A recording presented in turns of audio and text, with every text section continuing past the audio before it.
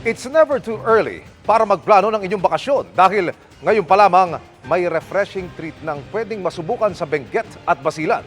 Pasyalan natin sa pagtutok ni JP Soriano.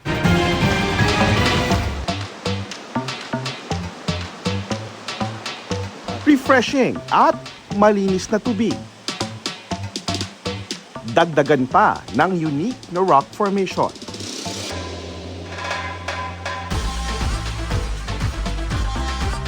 Talagang malalove at first sight ang mga bibisita sa Bulingan Falls sa Lamitan City. Malayo sa nakagis ng tingin sa lugar na magulo, ang chill na vibe sa falls. Bonus pa ang mga cottage sa paligid kung saan pwedeng tumambay.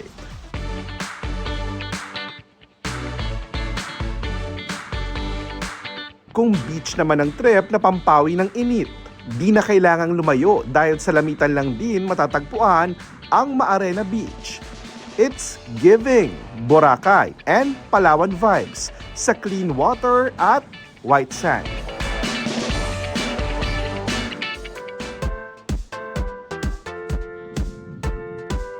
But wait, meron pa para naman sa mga naghahanap ng IG-worthy na pasyalan. Perfect dyan ang garden na ito na mala Holland ang fields kung saan main attraction ang nasa 30,000 na tulip. Ang mga yan, gawa sa recycled materials.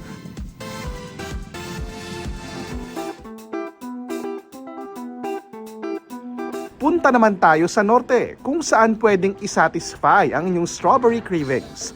Sa March 17, 10,000 cupcake na gawa sa magkaibang klase ng strawberry ang ibibida sa lugar.